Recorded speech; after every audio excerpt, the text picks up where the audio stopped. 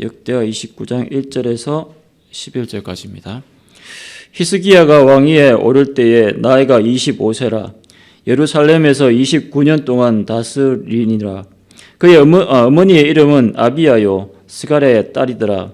히스기야가 그의 조상 다윗의 모든 행실과 같이 여호와 보시기에 정직하게 행하여 첫째 해 첫째 달에 여호와의 전 문들을 열고 수리하고 제사장들과 레위 사람들을 동쪽 광장에 모으고 그들에게 이르되 레위 사람들아 내 말을 들으라. 이제 너희는 성결하게 하고 또 너희 조상들의 하나님 여호와의 전을 성결하게 하여 그 더러운 것을 성소에서 없애라. 우리 조상들이 범죄하여 우리 하나님 여호와 보시기에 악을 행하여 하나님을 버리고 얼굴을 돌려 여호와의 성소를 등지고 또 낭실 문을 닫으며 등불을 끄고 성소에서 분향하지 아니하며 이스라엘의 하나님께 번제를 드리지 아니하므로 여호와께서 유다와 예루살렘에 진노하시고 내버리사 두려움과 놀람과 비웃음거리가 되게 하신 것을 너희가 똑똑히 보는 바라. 이로 말미암아 우리의 조상들이 칼에 엎드러지며 우리의 자녀와 아내들이 사로잡혔느니라. 이제 이스라엘의 하나님 여호와와 더불어 언약을 세워 그 맹렬한 노를 우리에게서 떠나게 할 마음이 내게 있노니 내 아들들아 이제는 게으르지 말라. 여호와께서 이미 너희를 택하사 그 앞에 서서 수종들어 그를 섬기며 분향하게 하셨느니라. 아멘. 히스기야 왕은 남유다 13대 왕입니다. 13대 왕이고 우리가 계속해서 역대한 말씀을 통해서 말씀을 함께 나누고 있으면서 히스기야의 그 왕의 그 위치를 어떻게 알고 있냐면 3대 선왕 중에 한 명을 알고 있죠. 그죠? 히스기야가 3대 선왕으로 불리우는데 여호사밧 그리고 히스기야 그다음에 요시야 왕 이 3대 선왕 중에 한 사람으로 알려져 있습니다. 조선 시대로 따지면 세종, 영조 이런 왕으로 우리가 좀 빗대어서 좀 이해하면 좋을 것 같습니다.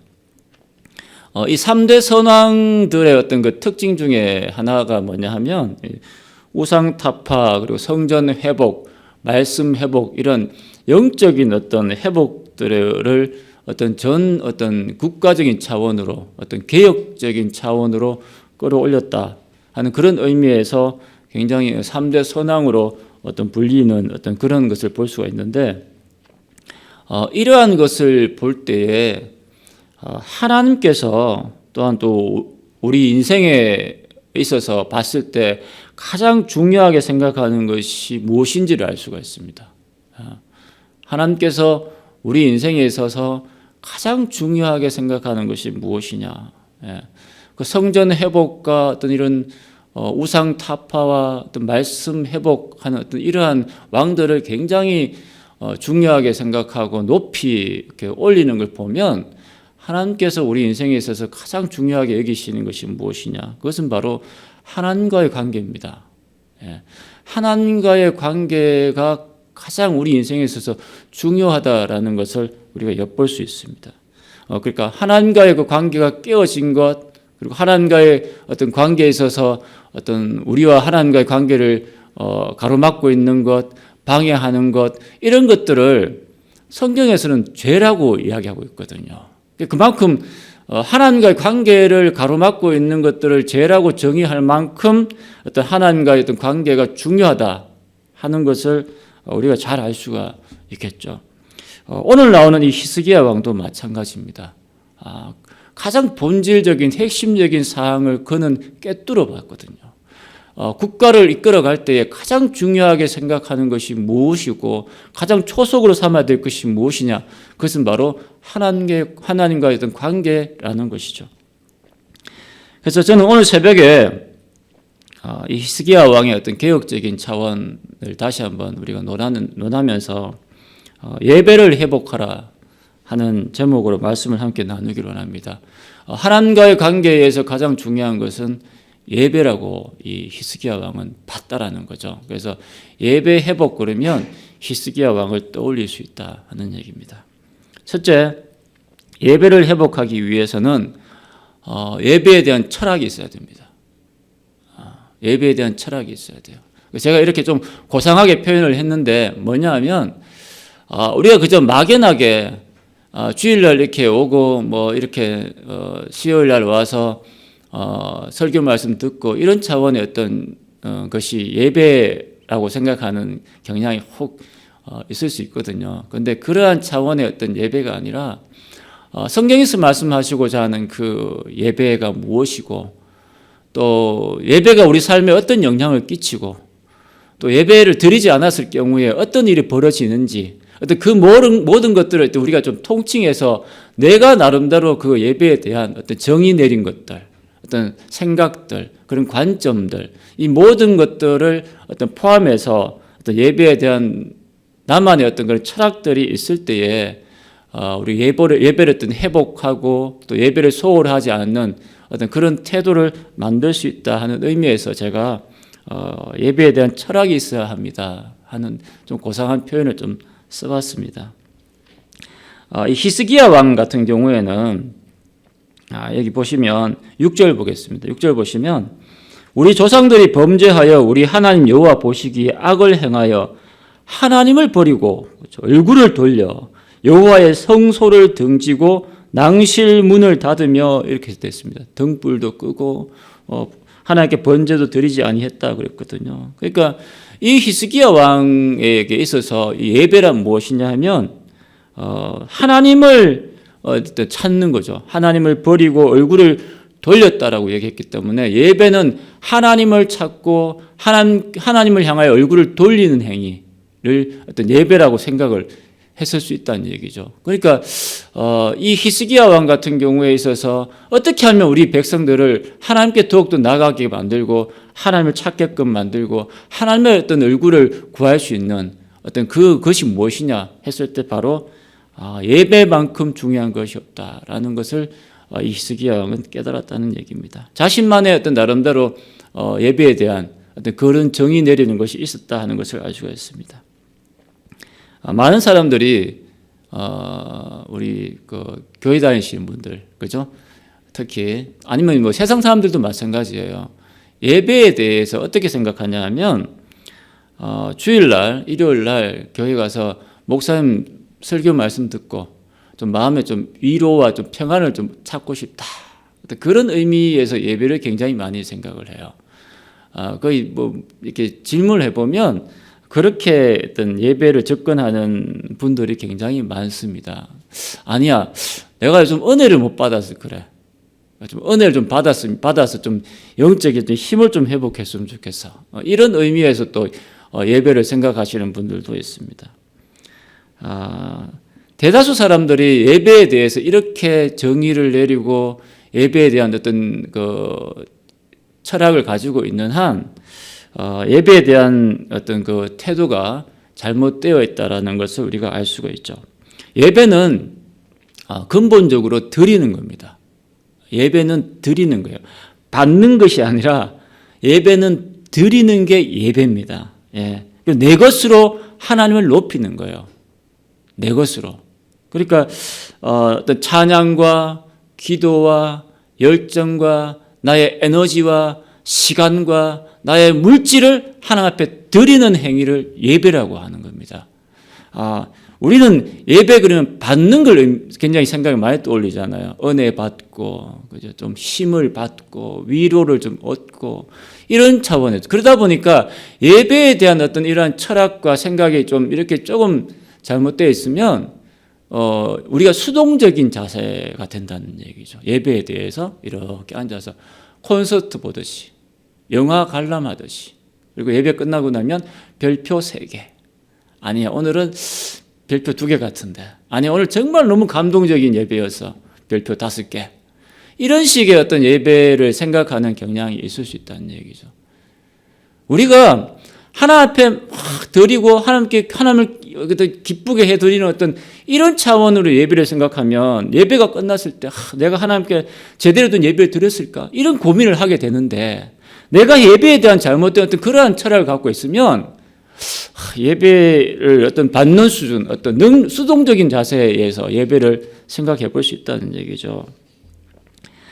우리가 정말 이러한 것에 대해서 정말 제대로 된 철학들이 형성되어 있어야 됩니다. 그러니까 우리가 어떻게 예배를 생각하고 어떤 예배에 대한 어떤 그런 철학을 갖고 있느냐에 따라서 예배를 드려지는 태도가 달라질 수 있다 하는 생각들을 하셔야 됩니다. 그만큼 내가 예배를 어떻게 생각하느냐 하는 것이 중요하다는 겁니다. 6절에서 7절 보겠습니다. 6절, 7절 우리 같이 보셨죠, 그죠? 그래서 7절 한번 더 보겠습니다. 또 낭실문을 닫으며 등불을 끄고 성소에서 분향하지 아니하며 이스라엘의 하나님께 번제를 드리지 아니하므로, 번제를 드리지 아니하였다라는 것은 하나님께 예배를 드리지 아니하였다라고 우리가 오늘날로 해석할 수 있습니다. 자, 8절 9절 여호와께서 유다와 예루살렘에 진노하시고 내버리사 두려움과 놀람과 비웃음거리가 되게 하신 것을 너희가 똑똑히 보는 바라. 이로 말미암아 우리의 조상들이 칼에 엎드러지며 우리의 자녀와 아내들이 사로잡혔느니라. 이렇게 말씀하고 있습니다. 자신의 아버지 요아스 때에 우상 숭배가 판을 쳤습니다. 어느 정도 있냐면 7절 보시면 낭실문을 닫으며, 낭실문이라는 것은 현관문이거든요. 성전에 들어가는 이 현관문을 폐쇄시켜 버렸어요. 예배당을 폐쇄시킨 것 같다고 볼 수 있죠. 굳이 표현을 하자면. 등불을 껐어요. 기도도 없고 찬양도 없고 말씀도 없고 전혀 아무 예배의 행위가 없어요. 그러한 어떤 삭막한 영적인 어떤 분위기였다라는 것을 우리가 알 수 있습니다. 그래서 어떤 일이 벌어졌느냐라고 지금 8절과 9절에 나오는 겁니다. 우리가 예배를 잃고 어떤 하나님께 나아가는 어떤 그런 예배가 없었기 때문에 우리가 어떤 일이 인생에 벌어졌느냐? 두려움과 놀람과 비웃음거리가 되었다라고 얘기하고 있습니다. 그래서 8절 후반절 보시면 이 모든 것들은 너희가 똑똑히 보는 바라 그랬습니다. 우리 모두가 현실 가운데 똑똑히 우리 알고 있지 않느냐라고 지금 반문하고 있는 거죠. 이렇듯 자신의 그 아버지의 또 우상 숭배, 그리고 어떤 이런 악정으로 말미암아서 하나님께 어떤 예배를 제대로 드리지 않는 것 때문에 어떤 국내 정세는 너무너무 힘이 들었어요. 사실은. 그리고 또 외세의 어떤 압박에 아무 저항 없이 힘없이 굴복하는 것을 그는 너무나 잘 알고 있었습니다. 더구나 한 가지 놀라운 걸 우리가 한 가지 짚고 넘어가야 됩니다. 그건 뭐냐면 그는 지금 북이스라엘의 현실을 그는 두 눈으로 목도하고 있었습니다. 자신들의 그 동포인 어떤 북쪽 그 나라의 어떤 동포의 상황, 그 북이스라엘의 그 현실이 어떻다라는 것을 너무나 잘 알고 있었어요. 어떤 줄 아십니까? 그 나라가 망했어요. 북이스라엘이 BC 722년에 망한 거 잘 아시죠? 아수르에 의해서 완전히 짓밟혀서 주권이 없는 국가가 되어버렸어요. 일본이 우리나라를 다스릴 어떤 그 시대를 한번 생각해 보십시오. 주권이 있습니까? 내 목소리 낼 수 있습니까? 없죠. 북이스라엘도 마찬가지예요. 그 당시에 히스기야 왕이 있을 때 북이스라엘은 이미 멸망한 상태였어요. 나라를 완전히 잃어버렸어요. 왜 그러냐 말이죠. 왜 이런 일이 벌어졌느냐. 그는 정말 하나님 앞에서 왕이 되어가지고 너무너무 고민을 많이 했을 것 같아요. 왜 이런 사태가 벌어졌느냐. 자신의 자녀와 아내가 그렇게 끌려가는데도 불구하고 아무 저항 없이 그 잘못됐다라고 이야기하지 못하고 항의하지 못하는 그런 서러움을 겪고 있는 그러한 현실 앞에서 히스기야가 내린 결론이 뭐냐 하면 우리가 하나님께 예배를 제대로 드리지 못했기 때문이라고 그런 결론 내린 겁니다. 그러니까 예배가 얼만큼 우리 인생에 있어서 차지하는 그 중요성이 너무너무 크다는 것을 그는 절실하게 깨달은 거예요. 왜 이런 사태와 이 아픔과 서러움과 짓밟힘이 있는 이런 현실이 벌어졌느냐 하는 것은 바로 우리가 예배에 있어서 실패했기 때문에 낭실문을 닫을 만큼 하나님의 음성을 듣지 아니하고 하나님을 높이지 아니하고 하나님께 찬양하지 못하고 이런 일들을 우리가 버렸기 때문에 그 현실 앞에 서게 되었다라고 그는 결론을 내린 거예요. 그러니까 예배를 회복하지 않을 수가 없다는 것을 그는 절박한 심정으로 깨닫게 된 거죠. 사랑하는 성도 여러분, 예배를 잘못 드리면 내 인생이 망칠 수도 있다는 사실을 아셔야 됩니다. 우리가 뭐 예배 드리고 싶으면 드리고, 오늘은 너무 바쁘니까 다음 주에 가지 뭐 이런 식의 예배, 사업이 하다 보면 바빠서 온라인으로 그냥 헌금하고 내가 일단 사업해야 되겠다, 난 그래도 최소한 예배 드렸지 않느냐, 이런 식으로 생각을 한다는 것은 너무나 소극적인 태도입니다. 정말 내 사업이 잘 되고 가정이 평화롭고 내 인생이 정말 하나님 앞에서 복받는 인생을 살기 원하신다면 최소한 하나님 앞에 예배를 반드시 드려야 됩니다. 예배에 실패한 사람 치고 성공한 사람이 없습니다. 어떤 일이 있더라도 하나님 앞에 예배만큼은 반드시 내가 타협할 수가 없는 성질의 것이라는 것을, 그것을 반드시 그러한 철학을 가지고 있어야지 내가 예배를 소홀하지 않게 된다는 거예요. 예배만큼은 반드시 등불을 꺼져 있는 상태가 아니라 내 마음속에 등불을 켜고 하나님 앞에 늘 하나님의 얼굴을 구하는 그 예배에 대한 분명한 태도, 분명한 철학, 예배에 대한 그 중요성을 우리가 분명히 알고 있을 때에 내 인생이 그렇게 평안을 찾을 수 있는 어떤 그런 길을 회복할 수 있다는 거죠.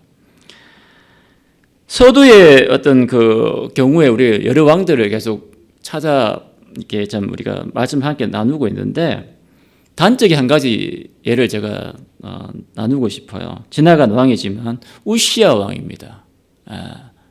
자신의 선조 중에 우시야 왕이 있는데, 이 우시야 왕이 어떤 해프닝이 있었냐면, 이 사람이 성전에 들어가서 분향을 하려고 그랬어요. 왕이. 누가 분향을 해야 됩니까? 제사장이 해야 되죠. 제사장이 해야 되는데 자기가 왕의 권위를 가지고 들어가서 분향을 하려고 하다가 어떤 일이 벌어졌냐면 하나님께서 쳤어요. 이 이마에 나병이 생겼다고 그랬어요. 우리가 다른 말로 말하면 문둥병이 생겼어요. 그래서 그가 죽을 때까지 나병이 못 나았어요. 하나님 앞에 예배를 잘못 드리고 예배를 가벼이 여기고 소홀하게 생각하는 그 사람한테 어떤 일이 벌어졌느냐? 하나님이 나병을 통해서 치셨다라는 걸 아셔야 됩니다. 그러니까 예배가 얼마나 중요한지 우리가 알아야 돼요. 우리 삶의 어떤 예배가 아무 어떤 영향력이 없고 그냥 그저 그런 위치에 있느냐, 그게 아니라는 얘기죠. 8절 후반절 다시 한번 제가 강조해 드리겠습니다. 너희가 똑똑히 보는 바라. 그렇죠? 이걸 분명히 우리가 똑똑히 알고 있어야 됩니다. 예배가 흔들리면 내 삶이 흔들릴 수도 있다. 내 신앙의 근간을 흔들 수 있는 것이 바로 예배다라는 것을 절대 잊으시면 안 되고, 우리 자녀들한테 반드시 이 예배의 중요성을 가르쳐야 되고, 내가 몸소 예배에 대해서 그 중요성을 보여줄 수 있을 때에 우리 인생이 어떤 평안 가운데 갈 수 있다는 것을 잊어서는 안 됩니다. 둘째, 예배의 어떤 회복을 위해서는 거룩함이 우선되어야 합니다. 거룩함이 우선되어야 됩니다. 오늘 본문을 보시면 계속해서 반복되어 나오는 단어들이 이렇게 눈에 띄는데, 그것은 바로 성결이라는 단어입니다. 성결이라는 단어인데, 성결이라는 단어와 또 깨끗하게 한다라는 어떤 이 두 단어가 계속해서 반복적으로 나와요. 그래서 이 19절까지 무려 이 성결하게 한다라는 것이 한 6회 정도 나오고, 깨끗하게 한다라는 말이 어떤 3번 정도 나옵니다. 그래서 굉장히 성결하게 한다라는 것은 거룩하게 한다, 이런 의미겠죠. 구별시키는 어떤 하나님 앞에 어떤 예배를 드리기 위해서 나아갈 때 반드시 필요한 것이 무엇이냐면 어떤 성결한 행위, 거룩한 어떤 그것을 회복한 상태에 그 다음에 예배를 드려야 된다는 것을 굉장히 강조하고 있다 하는 것을 알 수가 있겠죠. 그래서 거룩함이 선행되지 않는 예배는 예배가 될 수 없다는 사실을 아셔야 됩니다. 그것이 강조하고 있는 거예요. 성전 정화 운동 자체가 바로 그런 걸 의미하는 겁니다. 15절 보시면 5절부터 보겠습니다. 5절 보시면 그들에게 이르되 레위 사람들아 내 말을 들으라. 이제 너희는 성결하게 하고, 그죠? 이제 너희는 성결하게 하고 또 너희 조상들의 하나님 여호와의 전, 그 성전을 성결하게 하여, 이렇게 얘기를 하고 있지 않습니까? 자, 이것이 히스기야의 뜻인 것 같습니까? 성결하게 해야 된다는 것이 어떤 히스기야의 어떤 그 입장에서 얘기하는 것일 것 같아요. 자, 15절 보겠습니다. 15절에 보시면, 중반절 보시면 왕이 여호와의 말씀대로 명령한 것을 따라 여호와의 전을 깨끗하게 할세 그랬습니다. 이 성결과 거룩하게 하는 것은 누구의 뜻이라는 거예요? 하나님의 뜻이에요. 하나님의 명령이에요. 히스기야는 이 예배를 회복하기 위해서, 어떤 성전 예배를 회복하기 위해서 반드시 해야 될 것이 무엇이냐? 하나님의 말씀에 따라서 우리가 반드시 성결과 거룩함과 깨끗한 어떤 그 상태를 회복해야 된다는 것을 굉장히 강조하고 있다는 것을 알 수가 있습니다. 그래서 5절도 읽었지만 15절에 보시면 또다시 반복해서 나옵니다. 그들이 그들의 형제들을 모아 성결하게 하고 들어가서 왕이 여호와의 말씀대로 명령한 것을 따라 여호와의 전을 깨끗하게 할세. 그래서 5절과 15절이 같은 내용이 두 번이나 반복되고 있죠, 사실. 그래서 성전 정화 작업을 16절에서 19절까지 보시면 성전을 깨끗하게 하는 장면이 나옵니다. 그래서 성전 안에 있는 그 더러운 것들을 다 끄집어내고 거미줄 친 것, 먼지 쌓인 것, 막 내팽개져 있는 어떤 그릇들 이런 것들을 싹 청소하고 깨끗하게 해서 다시 제자리 위치에 싹 세운단 말이죠. 그죠? 그래서 하나님 앞에 깨끗하게 하는 그 순간들, 어떤 그것들 먼저 마련했다라고 알 수 있는데, 여기서 우리가 눈여겨봐야 될 한 가지가 있습니다. 그것은 바로 뭐냐 하면, 성전을 정화하기 위해서, 성전을 성결하기 이전에 누가 성결해야 한다고 말씀하고 있습니까? 그 좁게는 예배를 주관하는 어떤 제사장이라든지 이 레위인들일 수 있겠죠. 너희가 성결하게 하고 이렇게 얘기했으니까. 그렇죠? 그런데 광의의 의미로 보면 예배 드리는 자입니다.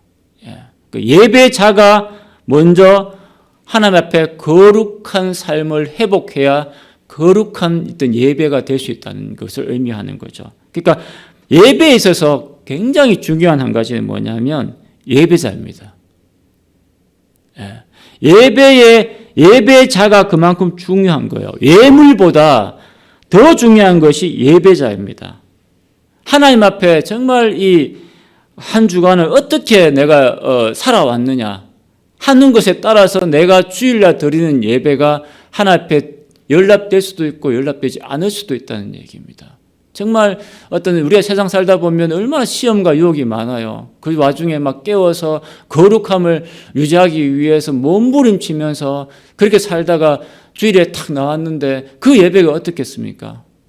하나님 앞에 막 감격과 눈물과 어떤 찬양과 기도가 막 울려 퍼지겠죠. 그런 예배를 우리는 살아있다라고 이야기하는 거예요. 그런데 내가 어떤 그러한 한 주의 삶을 살면서 깨어있지 못하고 기도하지 못한 그런 상태에서 주일날 나오면 그 예배가 살아있을 수 있겠습니까? 죽은 예배가 되는 거죠. 살아있는 교회는 예배를 보면 알아요. 그 교회 예배를 보면 살았는지 죽었는지 알 수 있어요. 예배 가운데 하나님의 얼굴을 찾고 하나님의 음성을 듣고 막 하나님 앞에 막 감격하고 하나님 앞에 어린아이처럼 막 춤추는 사람들이 있는 그 교회, 그 예배가 살아있는 예배가 있는 교회가 바로 살아있는 교회라고 볼 수 있는 겁니다.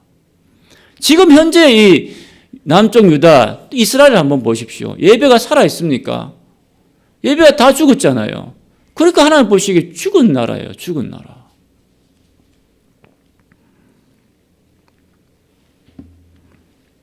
6절 보시면 앞에서 말씀드렸지만 하나님을 버리고 얼굴을 돌려버렸잖아요. 누가 그들을 향해서 살아있다라고 이야기하겠습니까? 아기가 엄마한테, 어린 아기가 엄마 이렇게 안 찾으면 얘는 누구 자식이야 그런 소리 안 하겠습니까? 엄마 젖달라고.